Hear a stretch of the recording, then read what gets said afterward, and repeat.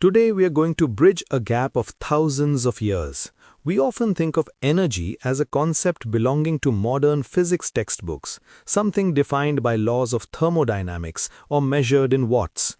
But what if I told you that this fundamental concept was explored with remarkable depth in the ancient Vedas? In modern science, we study energy as heat, light, motion, and electricity. In the ancient Vedic texts, this universal power is personified as Agni. Now, Agni is commonly translated as fire, but the texts make it clear. This isn't just about a physical flame, it is a representation of energy in all its forms. This concept is known as Agni Vidya. Let's look at the first law of thermodynamics. You know the one. Energy can neither be created nor destroyed, it can only be transformed. Remarkably, this modern law aligns perfectly with the Vedic description of Agni. The texts describe Agni as the immortal among mortals. They affirm that energy creates immortality through its own potential. Essentially, the Vedas recognized that while physical forms may perish, the energy within them never dies. It is eternal. This brings us to the transformation of energy. We know that electricity can become light or heat or sound. The Vedas described this exact principle using specific Sanskrit terms. Because energy has the ability to create and sustain the universe, they called it Vishwakarma, which means the universal creator.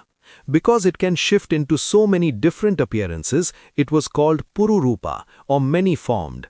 And because it manifests as everything we see and hear, like light and sound, it was termed Vishwarupa, the universal form.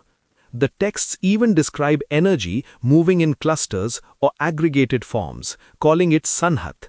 It's a fascinating way to visualize the physics of particles and waves, isn't it? Now, here's where it gets really technical.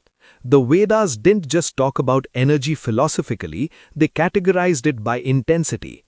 Modern cars have horsepower, the Vedas had Ashwamishti. Let's break that down. The term Ashwamishti comes from the root words for horse and analysis or sacrifice. It signifies the measurement of energy. The texts use terms like Shatin, meaning 100-fold force, and Sahasrin, meaning 1,000-fold force. They even refer to Agni as the son of power and the lord of energy. They also had a specific term for the study of solar energy, Govishti. This word is derived from Go, meaning rays of the sun. So long before solar panels, there was a dedicated linguistic framework for analyzing the power of the sun.